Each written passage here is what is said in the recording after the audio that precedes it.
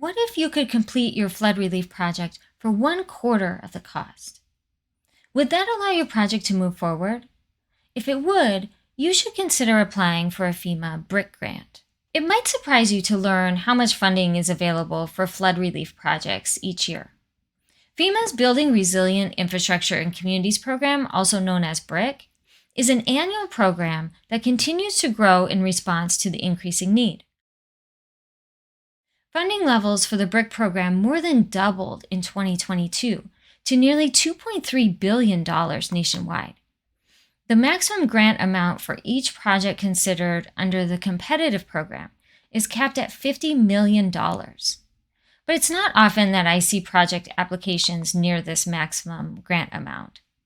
Many times, the funding request is limited by the community's ability to come up with the required local match and also complete the project within the required timeframe. So first, let's discuss the required local match.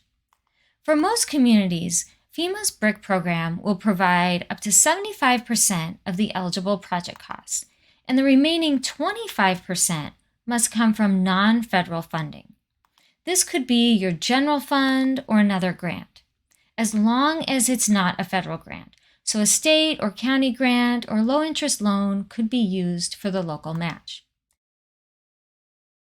Now, if your community qualifies as an economically disadvantaged rural community, a BRIC grant could fund up to 90% of the project costs and 100% of the management costs.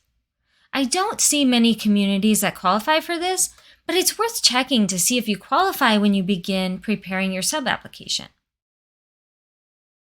The other constraint that I mentioned is the time frame to complete the project. Once your grant is awarded, you will have 3 years to complete the project and close out all the paperwork.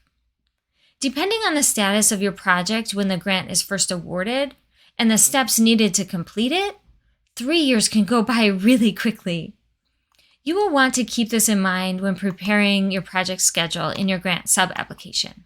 If you have completed a similar project in the past, it's a good idea to review the timeline for that project when preparing your project schedule, just to make sure you can finish the project within the 3-year time frame.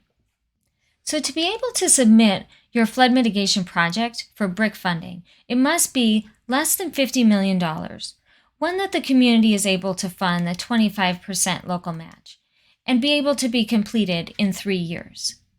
Now, those are the requirements, but I'm often asked what size project I typically see submitted for a BRIC grant. For communities I work with, the projects are typically somewhere between $2 million and $8 million. This size of project is substantial enough to warrant applying for funding, and also to hire a professional grant writer. Let me give you a little context here.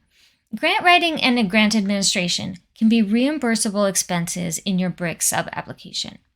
The reimbursement of these costs to a community is capped at 5% of the grant award.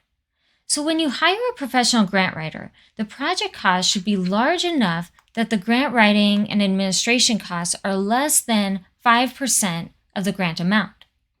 For projects between $2 and $8 million, FEMA's 5% maximum reimbursement is more than enough to cover the grant writing and administration costs. For more information, read my previous blog or watch my video on the 3 basic criteria for BRIC funding.